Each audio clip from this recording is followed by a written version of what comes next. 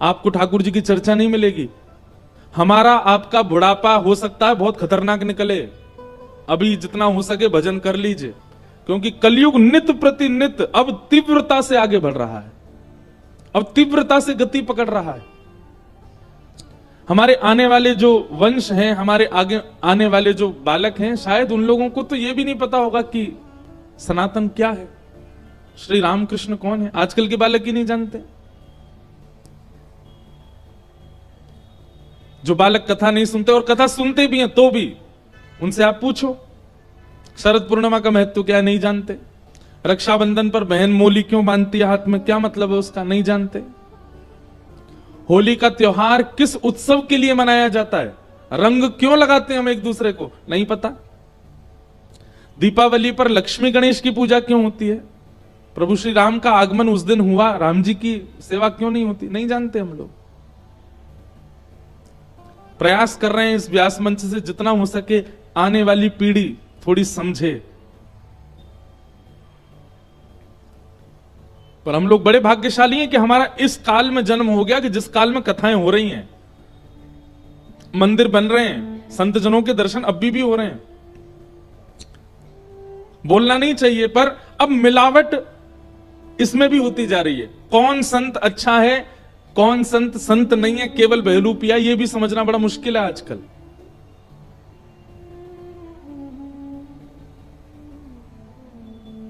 कौन केवल व्यापार कर रहा है और कौन वास्तविकता में, यह भी नहीं समझ में आता आजकल। जिस दिन धर्म संक्रमित हो जाएगा कलयुग से, धीरे धीरे हो गया है, जिस दिन पूर्ण रूपेण संक्रमित हो जाएगा उसी दिन घोर कलयुग प्रारंभ हो जाएगा। तो हम लोग बढ़िया हैं, उससे पहले ही निपट लेंगे संसार से, उससे पहले ही निकल जाएंगे हम लोग। तो अपना ये समय गवाइए मत, बहुत बहुमूल्य है। हम ये बात समझ गए, आप भी समझ जाओ कि मौका दिया है ठाकुर जी ने, अवसर दिया है। हर क्षण हमारा देखा जा रहा है, गिना जा रहा है। एक तरफ गिनती कर रहा है कलयुग और एक तरफ गिनती कर रहे हैं ठाकुर जी।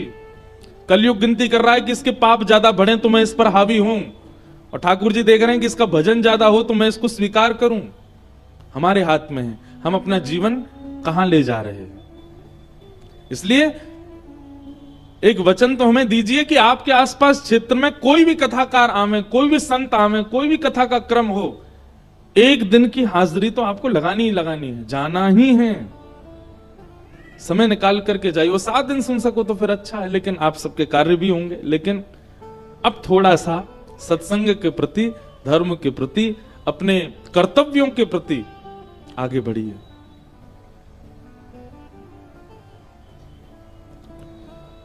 इन 7 दिनों में जो कोई भी बातें मंच से कही गई हैं, उन सब बातों को जीवन में उतारिए। वो आपके लाभ की ही हैं। आपको जीवन में कभी ना कभी उनसे कुछ प्राप्त ही होगा। ठाकुर जी कृपा करेंगे, बहुत जल्दी फिर आएंगे आप सबके बीच कथा सुनाने और मंगल भाव रखेंगे। कल चंदौसी गए थे रात्रि में हम, कथा विश्राम करने के बाद, क्योंकि ठाकुर जी की वेणु सुनाई दे रही थी, वेणुगोपाल जी बुला रहे थे, इसलिए कल श्री वेणुगोपाल जी का दर्शन करने के लिए रात्रि में गए। और इतने पुराने, अब हमें तो वहां जाके पता चला कि यहां तो बहुत मंदिर हैं। मंदिर बहुत होना बड़ी बात नहीं है, पर उन मंदिरों में ठाकुर जी की नियम से विधिवत सेवा होना, वहां की ऊर्जा बता देती है कि सेवा कैसी होती है। कल जो रात्रि हम गए वेणुगोपाल मंदिर, वहां बहुत अच्छा लग रहा था। वहां का वातावरण, वहां की वायु, वहां की सुगंधी, वहां के ठाकुर जी, सेवा से ठाकुर जी बोलने लग जाते हैं। सेवा से ठाकुर जी का अंग प्रत्यंग हिलता हुआ दिखाई देता है। जहां केवल खाना पूर्ति होती है वहां ठाकुर जी मूर्तिमंत होके रहते हैं, और जहां वास्तव में सेवा होती है वहां ठाकुर जी का अंग प्रत्यंग और नेत्र बोलते से दिखाई देते हैं। क्यों दुनिया बिहारी जी को ही देखने के लिए तरसती है? क्यों राधा रमन राधा वल्लभ जी में इतनी भीड़ होती है? क्योंकि ऐसा अनुभव होता है कि ठाकुर जी बोल रहे हैं, ठाकुर जी कुछ कह रहे हैं, ठाकुर जी कुछ कर रहे हैं। सेवा होती है वहां। वैसी सेवा का भाव देखा चंदौसी में श्री वेणुगोपाल जी, बड़े मधुर ठाकुर जी, और हमारे वृंदावन से ही आए हैं चंदौसी। हमारे ठाकुर जी वृंदावन के जन कहां कहां गए, कृपा करवे, कितनी जगह विराज रहे हैं। जयपुर में श्री गोविंद देव जी विराजते हैं, जबकि वृंदावन के सबसे प्रथम ठाकुर हैं श्री गोविंद देव जी। वृंदावन के अष्टदल कमल के बीच में बैठे हैं श्री गोविंद देव जी। वज्रनाभ भगवान के जो परपौत्र हुए, श्री कृष्ण के परपौत्र, ठाकुर जी के लीला विश्राम के बाद 16,100 अपनी राजमाताओं को लेकर के वज्रनाभ वृंदावन आए। अष्टपटरानियां तो भगवान के संगी चली गई थी, 16,100 रह गई थी। उनको लेकर के वज्रनाभ जब वृंदावन आए तो वृंदावन में वज्रनाभ ने देखा कि माताएं इतनी दुखी रहती हैं श्री कृष्ण की याद में, और पूरा वृंदावन ऐसा लगता है मानो जैसे कुछ खो गया, कुछ चला गया यहां से। वज्रनाभ बड़े चिंतित रहते थे, मैं क्या करूं, इन सब में ऊर्जा कैसे आई? श्री गोविंद देव जी हैं। तो तब वज्रनाभ ने क्या किया, जिस शिला पर, ध्यान से सुनिएगा, जिस शिला पर भगवान श्री कृष्ण प्रकट हुए थे कंस के कारागृह में, उन्हीं शिलाओं से 3 विग्रहों का निर्माण किया। गोविंद देव, गोपीनाथ और श्री मदन मोहन। ये वज्रनाभ ने बनवाए। ठाकुर जी की लीला सुनकर के, ठाकुर जी की रूप माधुरी का अनुभव करके 3 ठाकुरों का स्वरूप बनवाया, गोविंद देव, गोपीनाथ और मदन मोहन। वही वृंदावन में विराजमान किए। फिर उसके बाद जब वज्रनाभ आदि भी अपनी लीला करके चले गए तो फिर ये तीनों ठाकुर भूमिगत हो गए, भूमि के अंदर विराजमान हो गए। फिर बाद में रूप गोस्वामी जब वृंदावन गए तब उन्होंने श्री गोविंद देव जी को गोमा टीला से प्रकट किया।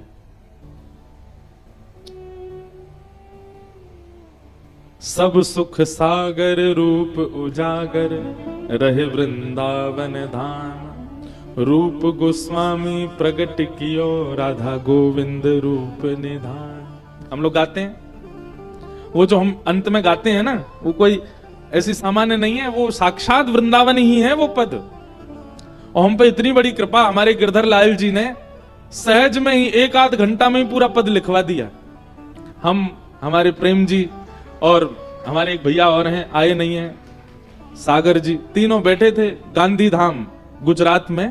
तो 4 दिन का वहां पर वृंदावन रसामृत प्रसंग पर प्रवचन था। अब देखो, हम बड़ी निजी बात बता रहे हैं, मंच से बहुत कम बोलते हैं, लेकिन सुनो। मन में भाव था कि वृंदावन पर कुछ बोलना है 4 दिन तक। पहला दिन था, अभी कथा में गए नहीं है, तब मन में विचार किया कुछ लिखें। और अचानक मन में श्री भगवत रसिक देव जी का पद है जहां वो सप्त निधियों का वर्णन करते हैं। प्रथम दरस गोविंद रूप के प्राण प्यारे, दूजे मदन मोहन सनातन हिय उरधारे। इस प्रकार 7 निधियों का उनका पद है श्री भगवत रसिक देव जी का। उसका चिंतन करके हमने कि यार कुछ लिखें वृंदावन के सप्त निधियों पर। वैसे साल भर बैठे रहेंगे पेन कॉपी लेकर, कुछ नहीं आएगा भाव। लेकिन अचानक से चिंतन किया, लाल जी से प्रार्थना की, हे लाल जी ऐसा कोई भाव प्रकट करवाओ कि सब गाएं, सब नाचें, सब आनंदित हों। कथा 3 बजे से प्रारंभ होनी, 1 बजे की बात है, हम बैठे हैं लेके सब साज लेके, क्या लिखें। और तब एक के बाद एक, एक के बाद एक, एक के बाद एक, 1 घंटा के अंदर सारी कड़ियां बनी और ये वृंदावन प्यारो वृंदावन पद लिख दिया। तब से हमको ये लगता है ये मेरी सामर्थ्य नहीं थी, ये तो हमारे गिरधर लाल जी ने लिखवाया है। और आज वृंदावन का हर व्यक्ति गाता है, बड़े बड़े संत गाते हैं। उस पद की वर्षगांठ पर हमारी हर साल अब कथा वहीं होती है गांधी धाम में, जहां वो पद लिखा गया। और जिस घर में लिखा, जिस फ्लोर पर लिखा, वो फ्लोर खाली रहता, वहां कोई नहीं रहता, वहां पूरे फ्लोर पर ये पद ही लिखा हुआ है। जिनके घर में लिखा गया वो अपने आप को इतना भाग्यशाली मानते हैं। 7 निधियों के चित्र लगे हैं, पद लिखा है वहां लंबा सा, और वो कक्ष भी उन्होंने रखा। महाराज जी आपका ही है। मैंने कि भैया ये तो लिख गया, ठाकुर जी ने कैसे लिखवाया। लेकिन पूरे वृंदावन को प्रकट कर दिया उस पद ने। तो श्री वज्रनाभ जी ने 3 विग्रहों का निर्माण करवाया, गोविंद देव, गोपीनाथ, मदन मोहन। वे तीनों ठाकुर कुछ समय बाद वृंदावन की भूमि में ही भूमिगत हो गए। और फिर जब चैतन्य महाप्रभु की आज्ञा से श्री रूप गोस्वामी, रूप सनातन 2 भाई हैं, और ये बंगाल के अत्यंत धनवान परिवार के 2 बालक थे, खूब धनवान थे, राजाओं के यहां इनकी खूब चलती थी। बहुत बड़ा प्रसंग है इनका। लेकिन बस हम एक बात स्पष्ट कहते हैं कथा में, और इस बात पर मोहर लगाती हैं सारी बातें, कि आपके चाहने से आप ठाकुर जी के नहीं हो पाओगे। ठाकुर जी चाहेंगे तो ही आप उनके हो सकते हो। तो इसका मतलब यदि आप ठाकुर जी के हो गए हो तो इस बात से अपने कमर को थपथपा लिया करो कि ठाकुर जी ने हमको स्वीकार किया है। हम अपनी इच्छा से नहीं हो सकते इनके। ठाकुर जी आपको जब प्रेम भर के देख लेते हैं ना, तभी आपको कथा में रुचि होती है, तभी आपको वृंदावन में रुचि होती है, तभी आपको वृंदावन जाने की इच्छा होती है। रूप गोस्वामी ठाकुर जी का चिंतन कर रहे थे, और श्री चैतन्य महाप्रभु का जब उनको प्रथम दर्शन हुआ, उसके बाद से तो बस रट लग गई, अब वृंदावन रहना है। और वृंदावन गए। उनको पता था कि वज्रनाभ ने 3 स्वरूप प्रकट किए, वे वृंदावन में ही हैं, परंतु भूमिगत हैं। तब उन्होंने कहा कि ठाकुर जी आप मेरे भजन से केवल प्रत्यक्ष प्रकट होकर दर्शन दे दो, और मुझे ही नहीं, कालांतर तक जन जन को दर्शन दो, ऐसी कृपा कर दो। तब उनके भजन के प्रताप से एक दिन वो अपनी कुटिया में बैठे थे, नन्ना सा बालक आया, और बालक आके बोलो, बाबा तू यहां बैठो है, ठाकुर तेरी प्रतीक्षा मां कर रहा है। रूप गोस्वामी उस बालक के पीछे पीछे गए। तभी क्या देखा, एक ग्वारिया की गैया ऊपर खड़ी है, एक टीले के ऊपर, और उसके थनों से दूध निकल रहा है। उस स्थान पर जाकर के जब दूध जहां भरा था गड्ढे में, वहीं खोल करके देखा, थोड़ी मिट्टी हटा करके देखा, तो वृंदावन के प्रथम ठाकुर, प्रथम निधि श्री गोविंद देव जी प्रकट हुए। बोल राधा गोविंद देव की। सब सुख सागर रूप जागर रहे वृंदावन धाम। रूप गोस्वामी प्रगट कियो राधा गोविंद रूप निधान। वृंदावन प्यारो वृंदावन, श्री वृंदावन मेरो वृंदावन।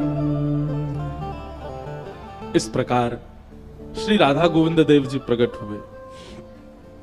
अब रूप गोस्वामी के गोविंद देव जी प्रकट हो गए। अच्छा, गोविंद देव जी के बारे में ऐसा कहते हैं कि जब वज्रनाभ ने 3 ठाकुरों के रूप बनवाए, गोविंद देव, गोपीनाथ, मदन मोहन, तो जब मदन मोहन जी को देखा 16,000 रानियों ने, तो उन्होंने कहा इनकी तो कमर बिल्कुल श्री कृष्ण जैसी है। गोपीनाथ जी को देखा तो कहा इनकी भुजा श्री कृष्ण जैसी है। जब गोविंद देव जी को देखा तो सब 16,000 रानियों ने घूंघट कर लिया। तो वज्रनाभ बोले, आपने घूंघट क्यों किया? बोले, ये तो बिल्कुल श्री कृष्ण जैसे ही हैं, श्री गोविंद देव जी। अच्छा, गोविंद देव जी का कभी आप मंगला में दर्शन करो, उनके जो कान है ना, वो ऐसे रहते हैं आगे की ओर, बिल्कुल ऐसे हैं। उसके पीछे कारण क्या है? श्री गोविंद देव जी कथा सुनने के श्रोता हैं। जयपुर में कभी भी आप अगर गोविंद देव जी का दर्शन करने जाओ, बहुत विशाल प्रांगण है, कोने में बैठ जाना, वो हर जगह से दिखाई देंगे। वहां बैठ करके कोई चरित्र सुनाना, वो सुनने वाले ठाकुर जी हैं। कुछ बालक हैं जयपुर में, हमारी हर साल अकिंचन होती है जयपुर में, अब तो भक्तमाल होगी हर साल। तो श्री गोविंद देव जी वहां श्रवण करते हैं। कुछ बालक हैं, वो तो उनका तो नियम हम बनवाए आए हैं, हर दिन एक बालक जाता है और भक्तमाल का एक चरित्र सुनाता है गोविंद देव जी को। एक बार की बात है, एक व्यास जी कथा कर रहे थे गोविंद देव जी के सामने, तो कुछ चरित्र हुए। उसके बाद व्यास जी बोले, अब हम आगे के चरित्र जो हैं अगली बार जब आएंगे तब सुनाएंगे, बहुत ध्यान से सुनना। तो अगली बार व्यास जी आए, व्यास जी आकर के मंच पे बैठे, तो मंच पे बैठते ही उन्होंने कहा कि देखो भैया, पिछली बार हमने अंतिम चरित्र कौन से भक्त का सुनाया था, ये जो बता देगा हम तभी आगे कथा करेंगे, नहीं तो नहीं करेंगे। तो सारे श्रोता एक दूसरे का मुंह देखने लगे, बोले यार हम तो भूल गए इनने कौन सा चरित्र सुनाया था। सब आपस में चर्चा करने लगे, बात करने लगे, कोई भी नहीं बता पाया। तभी सामने मंदिर में विराजमान श्री गोविंद देव जी, प्रसाद लग रहा था तो पर्दा लगा हुआ था, पर्दा के भीतर से श्री गोविंद देव जी बोले, आप हरिराम व्यास जी का चरित्र सुना रहे थे? तब उन्होंने देखा, बोले ओहो, यहां श्रोताओं से मतलब नहीं है, ठाकुर कथा सुनता है। तब आगे चरित्र सुनाया। ऐसे श्री गोविंद देव जी। फिर रूप गोस्वामी के जब गोविंद देव जी प्रकट हो गए तो रूप के ही भाई हैं सनातन गोस्वामी, उनके मन में भाव आया, बोले जय जय, आप इनके लिए प्रकट हो गए, हमारे लिए भी हो जाओ। सनातन गोस्वामी मथुरा में यमुना जी के तट पर बैठ के भजन करते थे। एक मैया के यहां भिक्षा लेने जाते थे। उसी मैया के यहां त्रिभंग लली ठाकुर जी विराज रहे थे, वही मदन मोहन जी थे। सनातन गोस्वामी जब भिक्षा लेने जाते तो किवाड़ खोल के मैया जब देने आते, सामने ही ठाकुर जी का दर्शन होता। अब मदन मोहन जी, हम यदि ठाकुर जी को देखेंगे ना तो हम देख के चले जाएंगे, ठाकुर जी यदि हमको देख लेंगे तो हम वहीं स्थिर हो जाएंगे, हम जा नहीं पाएंगे वहां से। कभी ऐसा हो कि वृंदावन आप गए और ठाकुर जी के सामने खड़े है कि हिलवे कोई मन नहीं करे, वहां से निकलवे कोई मन नहीं करे, तो यूं ही सोचियो कि ठाकुर जी ने तुमको देख लियो, यही हमारे हिल नहीं पा रहे हो, और मंदिर में पहुंच के जावे की इच्छा है गई, निकल गए बाहर, तो यूं ही सोचिए तुम ही देख के आए, ठाकुर जी ने नहीं देखा आपको। कई दर्शनार्थी ऐसे होते हैं, घूम घूम के आते हैं, फिर से कुछ चीज पकड़ लेंगे, कहीं छुप के खड़े हो जाएंगे, हमें कोई बाहर नहीं कर दे, इसका मतलब यही है ठाकुर जी उसको देख रहे हैं। तो सनातन गोस्वामी तो ऐसे हो गए, भिक्षा लेने के बाद भी वहीं खड़े रह गए। मैया बोली बाबा जाओ, भिक्षा दे दी, अब तो जाओ, लेकिन सनातन गोस्वामी हिल नहीं पावे। अब तो वही चिंतन चलने लगा, कैसे स्वरूप, कैसा मुखमंडल, कैसे भुजा, कैसे चरण, कैसी ग्रीवा, कैसे वक्ष। अब तो सनातन गोस्वामी रोज इसी लोभ में जाते कि हमको भिक्षा मिले और हम उनका दर्शन करें। देखते देखते एक दिन सनातन गोस्वामी बोले जय जय, जब इतना प्रेम कर ही रहे हो हमसे तो फिर आ जाओ हमारे पास। और उसी रात्रि में श्री मदन मोहन जी, वो जो मैया सेवा करती थी, उनके स्वप्न में गए और स्वप्न में जाके बोले, मैया कल जब बाबा भिक्षा लेवे आवे, सुबह को भिक्षा के रूप में मोइये प्रदान कर दी हूं। मैया बोली, मेरी सेवा से आप प्रसन्न नहीं हो? बोले नहीं, बहुत प्रसन्न हूं मैया, लेकिन तेरे तो कछु दिन ही रह गए, तो कछु दिना बाद चली जाएगी, फिर मेरी सेवा कौन करेगा? तो मैं तो पहले ही अपनी व्यवस्था कर रहा हूं, वो बाबा के पास मुंह दे दे। और अगले दिन जैसे ही वे आए, रोती विलकती मैया मदन मोहन जी को हृदय से लगा करके लेके गई और श्री सनातन गोस्वामी को प्रदान कर दिए। विहरत निस दिन कुंज गलन में, ब्रज जन मन सुख धाम, मदन मोहन को रूप निरख के, श्री मदन मोहन को रूप निरख, सनातन बलि बलि जाए, वृंदावन प्यारो वृंदावन। और सनातन गोस्वामी के साथ श्री मदन मोहन जी आए, और मदन मोहन जी तो बड़े लीला, सबसे नटखट हैं सातों में श्री मदन मोहन जी। कहां विराजते हैं? करौली राजस्थान में। ये मुगलों के आने के बाद, कई मुगल क्योंकि मंदिर तोड़ते थे, इसलिए ठाकुर राजस्थान में राजाओं के आश्रय में चले गए, इसलिए कुछ ठाकुर हमारे वृंदावन से बाहर चले गए, नहीं तो ये सातों वृंदावन में ही थे। तो श्री मदन मोहन जी को लेकर के सनातन गोस्वामी गए। इतनी सुंदर लीला आती है श्री मदन मोहन जी की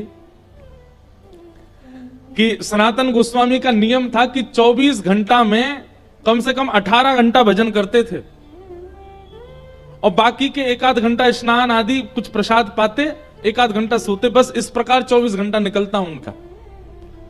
अब मदन मोहन जी को ले आए, अपनी कुटिया में विराजमान कर दिया। ये कथा हमने कई बार सुनाई है कथा में।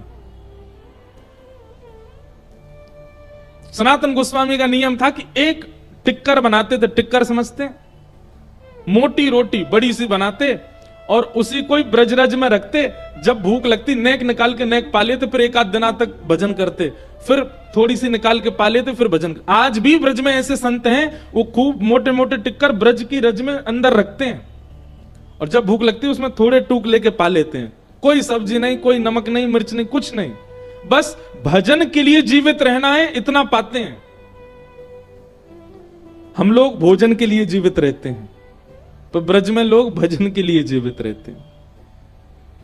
कई लोग हैं वो तो जिंदा ही इसीलिए कि हम कुछ और खा सकें। एक बार मैं एक व्यक्ति के संग कहीं जा रहा था, तो रास्ता हम लोग खूब सारा बाल भोग करके निकले, खूब सारा नाश्ता पा लिया। तो जैसे ही रास्ता में कहीं रुके, बाल भोग करके निकले थे, तो रास्ता में एक जगह शौच आदि के लिए निवृत्त होने के लिए रुके, तो वहीं पोहा बन रहे थे। पोहा समझते हैं? नमकीन चूड़ा पोहा। तो साथ में जो व्यक्ति थे उनको सुगंधी आ गई पोहे की। तो पोहे की सुगंधी आने के बाद वो ऐसे घूमने लगे, 2-4 राउंड। मैंने कि क्या हुआ? बोले महाराज जी वो सुबह का खाने पच जाए तो पोहा और पाऊंगा। मैंने कहा वारे भैया, भूख नहीं है, केवल पानो है, स्वाद अच्छा है। हमारे लाल जी भी ऐसे ही हैं, ठाकुर जी भी ऐसे ही हैं, वो भी पाम है, पूरे दिन 8 बार प्रसाद पाते हैं दिन भर में। तो मदन मोहन जी तो श्री सनातन गोस्वामी तो एक टिक्कर पाते थे, और एक टिक्कर ही 2-3 दिन तक चलता था।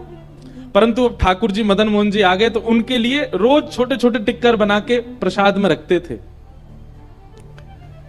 एक दिन सनातन गोस्वामी के ध्यान में श्री मदन मोहन जी सचल प्रकट हो गए, और प्रकट होकर बोले बाबा, अरे जय जय, कैसी सेवा चल रही है? आपको सुख मिल रहा है कि नहीं? आनंद आ रहा है कि नहीं? ठाकुर जी बोले सनातन जी, आनंद तो बहुत आ रहा है, लेकिन रूखी रोटी खवाए खवाए के आपने हमारा गौरव जो है का चौक कर दियो है। अरे बामे नेक नमक बुरक दे करो, नेक नमक तो डाल दे करो आटे में, थोड़ा तो स्वाद आवे। सनातन गोस्वामी बोले अरे भगवान, हम तो भजनानंदी महात्मा है, हम कहां इतना। ठीक है, कल से आपके लिए मैं नमक वाली बढ़िया टिक्कर बनाऊंगा। और भिक्षा में नमक लेके आते, आटे मिला के गूंद करके टिक्कर बना के पवाते। कुछ दिन तक ठाकुर जी ने प्रेम से पाया। कुछ दिन बाद ठाकुर जी फिर ध्यान में आ गए। सनातन गोस्वामी बोले जय जय, अब तो बढ़िया है, नमक वाली रोटी पा रहे हो। मदन मोहन जी बोले वो तो बढ़िया है, रोटी में नेक नमक स्वाद तो आ गयो, लेकिन रूखी रूखी रोटी पाऊं तो गले में इर्ज जाए मेरे में, नेकवा में घी लगा दे करो। सनातन गोस्वामी बोले अच्छा ठीक है, कल से भिक्षा में घी भी ले आएंगे। नमक लेने आने लगे, घी लेके आने लगे, बढ़िया घी लगा के ठाकुर जी को पवाने लगे। कुछ दिनों बाद ठाकुर जी फिर आ गए, ध्यान में आके बोले आप नमक तो लेके ही आते हो, घी भी ले आते हो, एक आलू और ले आए करो, वाकू भून के वाकी चटनी बना के पवाई दे करो, टिक्कर से आलू लगा के पालेंगे ने स्वाद आ जाएगा।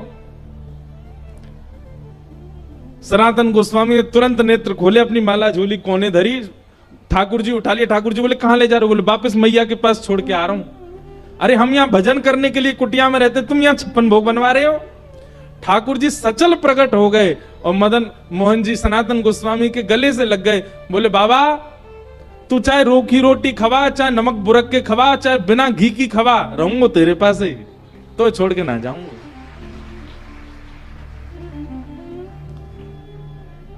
ऐसे हमारे वृंदावन के दूसरे ठाकुर। बिहरत निस दिन कुंज गलिन में, ब्रज जन मन सुख धाम, मदन मोहन को रूप निरख, सनातन बलि बलि जाए। वृंदावन प्यारो वृंदावन, श्री वृंदावन मेरो वृंदावन। तो भैया अब हमें पता नहीं हम क्यों इस प्रसंग में चले गए, क्यों वृंदावन के निधियों की चर्चा करने लगे। हमारे पूज्य नाना जी कहते थे कि कथा में क्रम कुछ हो और निकलने कुछ और लगे तो समझ जाना जिनकी बात आ रही है ना, वो कथा में विराजे हैं, इसीलिए उनकी बात आ रही है। और ये बात ऐसे ही नहीं मानिएगा, हम तो इस बात पर पूर्ण विश्वास करते हैं। कितनी बार ऐसा होता है, सोच विचार करके कुछ बैठते हैं पर निकलने कुछ और लगता है, तो फिर अब गोवर्धन लीला सुनानी है, लेकिन कहां वृंदावन निधियों की चर्चा अपने आप ही प्रकट होने लगे। तो निश्चित ही आज हो सकता है कि इस कथा में श्री गोविंद देव जी, मदन मोहन जी और अकेले नहीं आए होंगे, सनातन और रूप गोस्वामी के संग विराज रहे होंगे, देख रहे होंगे, तभी वो प्रसंग स्मृति में आ रहे हैं। तो भैया हमारो जीवन बड़ा अनमोल है, इस जीवन को केवल खा पी करके व्यर्थ मत गवा दीजिए, अपने कर्तव्यों का निर्वहन कीजिए। लेकिन जैसे रूप गोस्वामी, जैसे मीराबाई, जैसे सनातन गोस्वामी, श्री गोपाल भट्ट गोस्वामी, हितरवंश महाप्रभु, स्वामी श्री हरदास जी महाराज, सबने ठाकुर जी को प्राप्त किया। हम क्यों अधूरे रहें जीवन में, हम भी प्राप्त करें, हम भी उस श्रेष्ठ सत्ता का अनुभव अपने जीवन में करें। उसी के लिए हम मानव बने। ये मानवों को ये अधिकार है, सबको नहीं मिलते। देवताओं को ये अधिकार नहीं है कि ठाकुर जी उनके लिए प्रकट हों। देवताओं के लिए एक ही ठाकुर जी शंख चक्र गदा पद्मधारी वैकुंठ में बैठे रहते हैं। देवताओं को जब अवकाश मिलता है तो उनका दर्शन कर लेते, पर हमारे लिए तो ठाकुर जी हमारे जैसे बन के आ जाते हैं। तो हमारे वृंदावन के ठाकुर श्री वेणुगोपाल जी आए, इस विषय पे हम पहुंच गए वृंदावन। बोलो वृंदावन बिहारी लाल की जय। ऐसे वृंदावन को प्रणाम करते हैं और आज के कथा क्रम में प्रवेश करते हैं। भगवान ने 7 दिन 7 रात्रि पर्यंत गिरिराज जी को धारण किया और 7 दिन के पश्चात इंद्र को जब यह पता चला कि भाई ब्रजमंडल में तो धूल उड़ रही है, सब ब्रजवासी गिरिराज जी के नीचे खड़े हैं, 7 वर्ष के ठाकुर जी ने गिरिराज जी उठा रखे हैं। अच्छा एक बात मेरी सुनिएगा कि भगवान पर संशय संदेह ब्रह्मा जी को हो गया, इंद्र को हो गया, तो हम मानव कौन सी बड़ी बात है। कई बार मानवों को भी संशय हो जाता है, पर सत्संगी मानव यदि है तो उसको कभी संशय नहीं हो सकता, ठाकुर जी पर संदेह नहीं हो सकता। और कदापि संशय संदेह आपके चित्त में हो रहा है तो अपना सत्संग बढ़ाइए। एक बात याद रखिएगा, हर समस्या की एक चाबी है, सत्संग। सत्संग का मतलब केवल प्रवचन नहीं होता, बहुत सारी चीजें आती सत्संग में। सद ग्रंथों को पढ़ना भी सत्संग है, सद वस्त्रों को धारण करना भी सत्संग है, सद स्वरूप बनाना भी सत्संग है। हम लगाते तो तिलक हैं, लेकिन जेल वेल लगा करके बाल खड़े कर लें सीधे ऊपर, सत्संगी लगेंगे? कई बालक हैं वो अपने बाल ऐसे खड़े कर लेते हैं, यहां से कटवा देते हैं, बीच में खड़े रहते हैं बस सीधे, और उस पर गोल्डन कलर और करवा लेते हैं। सत्संगी व्यक्ति का स्वरूप नहीं है, वो तो सामान्य रहेगा, साधारण रहेगा, ज्यादा लाग लपेट नहीं आता, सम रहे।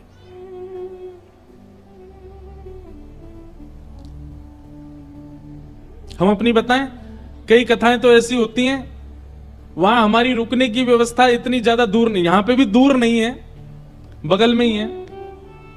कई कथाएं ऐसी होती हैं वहां तो हम खुद ही स्कूटी चला के मंच पे आते हैं कोई गाड़ी वाड़ी रहे तो यहां पे मिली नहीं तो यहां पे भी स्कूटी से ही आ जाते। अभी वृंदावन में हमारी कथा 29 तारीख से, गोपनीय जगह पर कथा, उसका ज्यादा प्रचार नहीं करना क्योंकि कम जगह है, भीड़ बहुत हो जाएगी।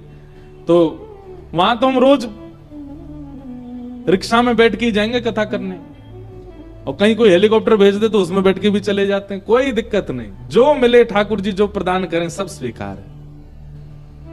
हे मारा गिरधर लाल थारो नचायो नाचू रे, मारा गिरधर लाल थारो नचायो। सत्संगी को ऐसा होना चाहिए, मारा गिरधर लाल थारो नचायो नाचू रे, मारा गिरधर लाल थारो नचायो नाचू रे, मारा नट राजा थारो नचायो नाचू रे, मारा नट राजा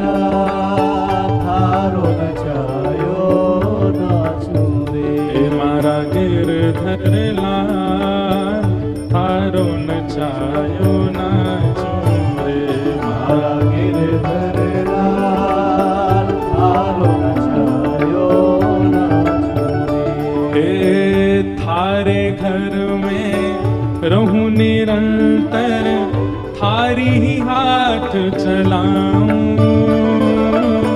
थारे घर में रहूं निरंतर, थारी हाथ चलाऊं। कहने का क्या भाव है? मेरे घर में ठाकुर जी नहीं रहते, मैं ठाकुर जी के घर में रहता हूं। थारे घर में रहूं निरंतर, थारी हाथ चलाऊं। थारे आपका घर चला रहा हूं मैं, मेरा घर नहीं है ये। थारे ही हाथ चलाऊं। ओ थारे धन से थारे जन की, थारे धन से थारे जन की, थारे धन से थारे जन की, थारे धन से थारे जन की। ओ सेवा टहल बजाऊं बजाऊं, मारा गिरधर लाल हारो नचायो नाच रे, मारा गिरधर लाल हारो नचायो नाच। एक बात सुनिएगा, ये पद ना कहीं लिख लीजिएगा, याद कर लीजिएगा, कथा के बाद YouTube से निकाल लीजिएगा, और इसमें जैसी जैसी बातें लिखी है ना उनका पालन कीजिएगा, तभी आप वैष्णव हो। वही सत्संग है। मेरा घर नहीं है, मैं ठाकुर जी के घर में रहता हूं और ठाकुर जी का घर मैं चलाता हूं। क्यों? ठाकुर जी धन देते हैं, ठाकुर जी के धन से ठाकुर जी के जनों की सेवा करता हूं। मेरा कोई अस्तित्व नहीं है, तो फिर किसका अस्तित्व है? मारा गिरधर लाल हारो नचायो नाचूं रे, मारा गिरधर लाल थारो नचायो और जारंगरा कपड़ा पहरावे, वैसो ही भेष बनाऊं। जारंगरा कपड़ा पहरावे, वैसो ही भेष बनाऊं। हाँ प्यारे वैसो ही भेष बनाऊं। ओ प्यारे वैसो ही भेष बनाऊं। और जैसो बोल बुलावे मुख सो, जैसो बोल बुलावे मुख सो, जैसो बोल बुलावे मुख सो, जैसो बोल बुलावे मुख सो। मैं वैसी ही बात सुनाऊं सुनाऊं। मारा गिरधर लाल थारो नचायो नाचूं रे, मारा गिरधर करताल बजा के गा, थारो नचायो नाचूं रे, मारा नट राजा थारो नचायो नाचूं रे, मारा नट राजा थारो नचायो नाचूं रे। हे रूखो सूखो जो कछु देवे, थारे ही भोग लगाऊं। रूखो सूखो जो कछु देवे, थारो ही भोग लगाऊं। हाँ प्यारे थारो ही भोग लगाऊं। प्यारे थारो ही भोग लगाऊं। और हे खीर परस या छाछ रावणी, खीर परस या छाछ रावणी, खीर परस या छाछ रावणी, खीर परस या छाछ रावणी। मैं सवई प्रेम सो पाऊं हाँ पाऊं। मारा गिरधर लाल थारो नचायो नाचूं रे, मारा गिरधर लाल थारो नचायो नाचूं रे, मारा नट राजा थारो नचायो नाचूं रे, मारा नट राजा। भुजा उठा के करताल बजाओ, बोल गिरधर लाल की।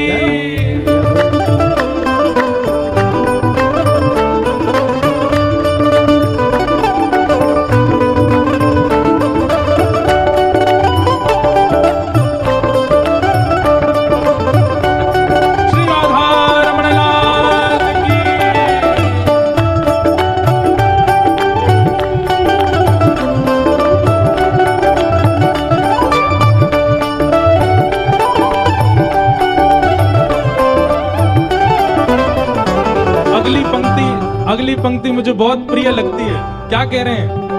ओ घर का प्राणी कहा न माने, मन मन खुशी मनाऊं। घर का प्राणी कहा न माने, मन मन खुशी मना। लेखक कहना चाहते हैं घर के लोग मेरी बात नहीं मानते, मैं कहता हूँ वृंदावन चलो, कथा में चलो, गोवर्धन चलो, संतों के दर्शन को चलो, व्यास जी आए कथा सुनने चलो, सब मना करते हैं। लेकिन मेरे मन में खुशी होती है। क्यों? अगर ये मेरी बात मान जाएंगे तो इनसे मेरा मोह हो जाएगा, इनसे मेरी आसक्ति हो जाएगी। बढ़िया है, बात नहीं मानते तो इनसे मेरा मोह दूर ही हो रहा है। ठाकुर जी, घर का प्राणी कहा न माने, मन मन खुशी मनाऊं। घर का प्राणी कहा न माने, मन मन खुशी मना।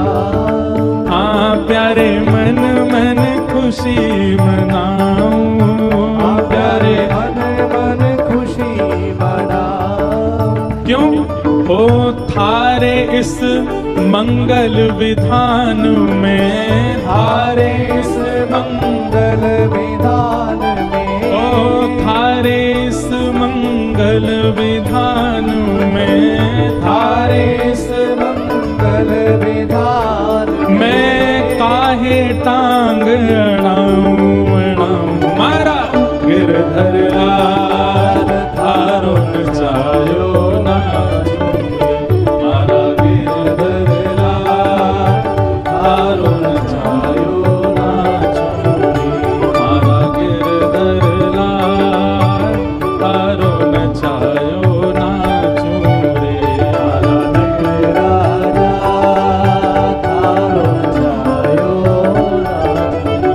मारा नट राजा थारो नचायो ना चूरे, मारा राजा थारो नचायो ना चूरे। और क्या कह रहे हैं आगे? आहा, जो तू ठोकर मार गिरावे, लकड़ी जो गिर जाऊं। जो तू ठोकर मार गिरावे, लकड़ी जो गिर जाऊं। ओ जो तू ठोकर मार गिरावे, लकड़ी जो गिर जाऊं। जो तू ठोकर मार गिरावे, लकड़ी जो गिर जा। और अब यहाँ क्या कह रहे हैं? हे ठाकुर जी, अगर आप गिरा दो तो मैं लकड़ी के भांति गिर जाऊं, खुद को बचाने के लिए हाथ भी नहीं लगाऊंगा। लेकिन जो तू माथे ऊपर बिठावे, जो तू माथे ऊपर बिठावे, जो तू माथे ऊपर बिठावे, जो तू माथे ऊपर बिठावे, हाँ तो भी ना शर्माऊं न माऊं। मारा गिरधर लाल थारो नचायो ना चूरे, मारा गिरधर लाल थारो नचायो ना चूरे। हे मारा गिरधर लाल थारो नचायो ना चूरे,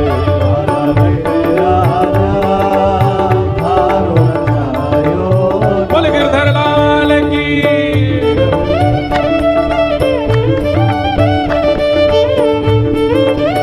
बोले वृषभानु के जमाई की, वृषभानु दुलारी की।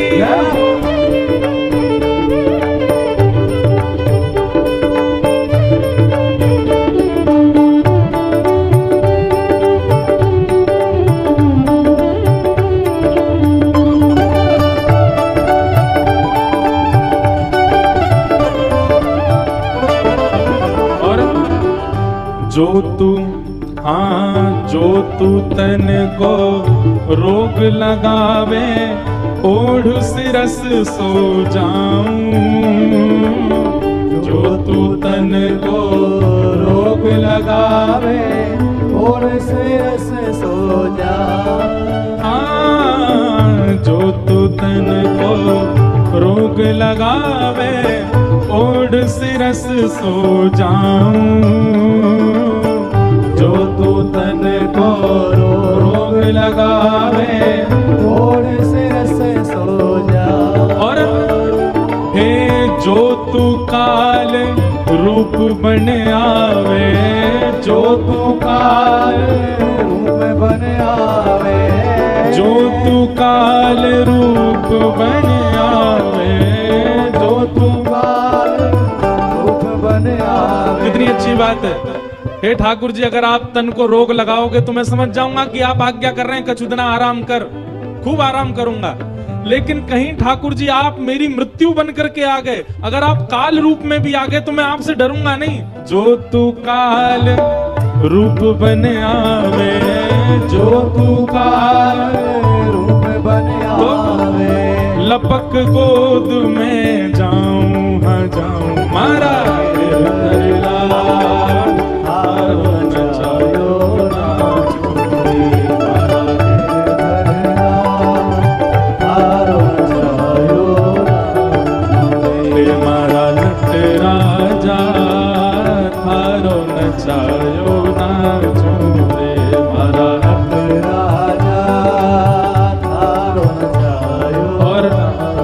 अंतिम पंक्ति में कह रहे हैं, उल्टो सुलटो जो कछु कर ले, मंगल रूप लखाऊं।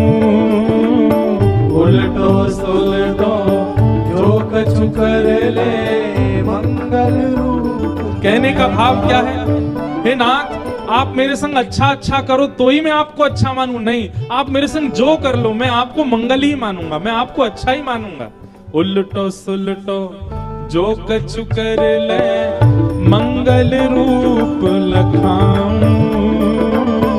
उल्टो सुलटो जो कछु कर ले, मंगल रूप। बहुत अच्छी बात है।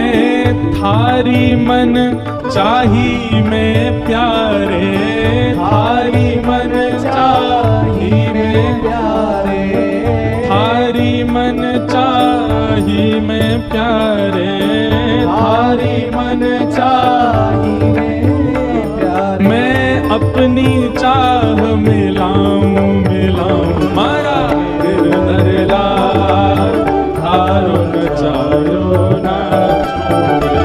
मारा गिरधर लाल, थारो न चायो ना छोड़े। मारा गिरधर लाल, थारो न चायो ना छोड़े।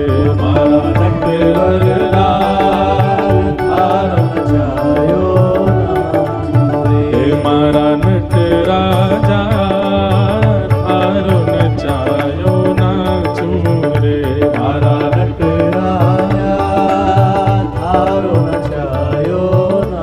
गोविंद जय जय गोपाल जय जय, गोविंद जय जय गोपाल जय जय, गोविंद जय जय गोपाल जय जय, गोविंद जय जय गोपाल जय जय।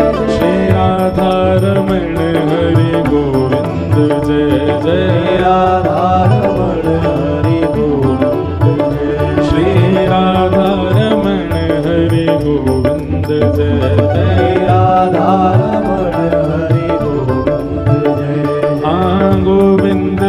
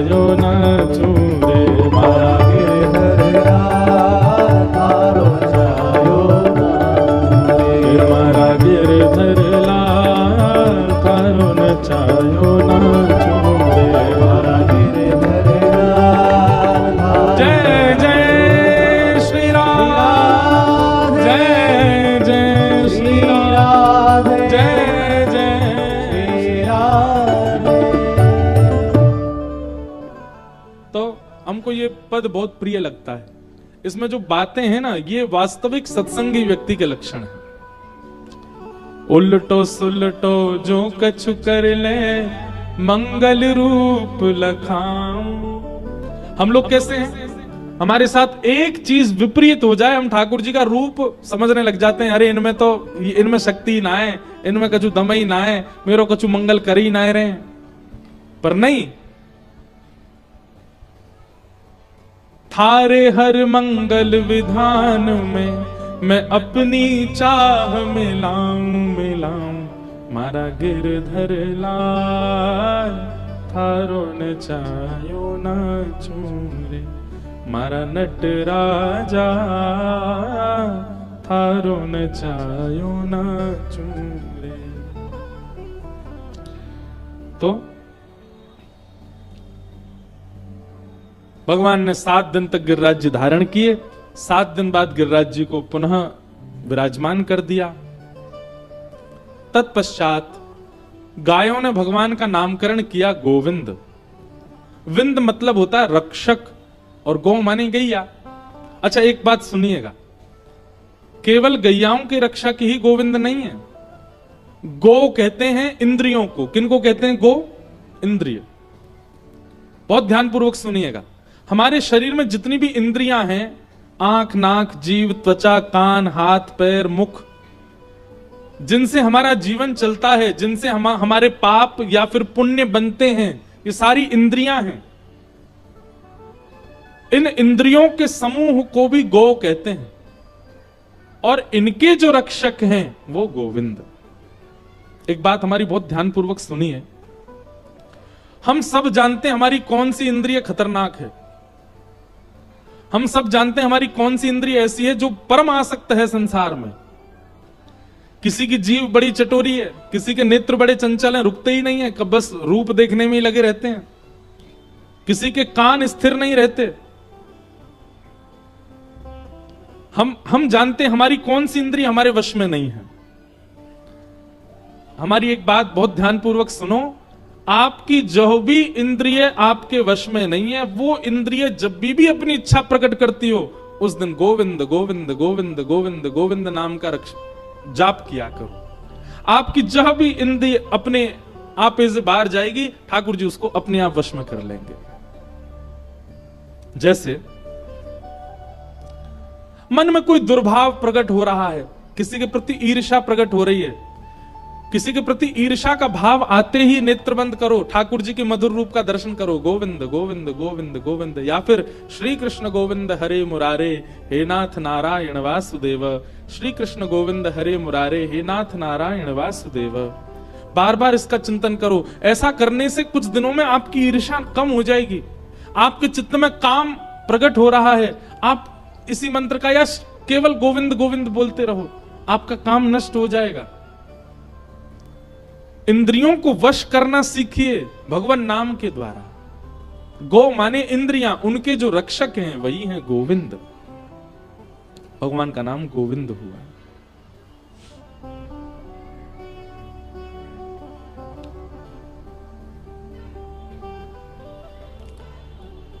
गोवर्धन लीला हुई, गैयाओं ने भगवान को नामकरण किया।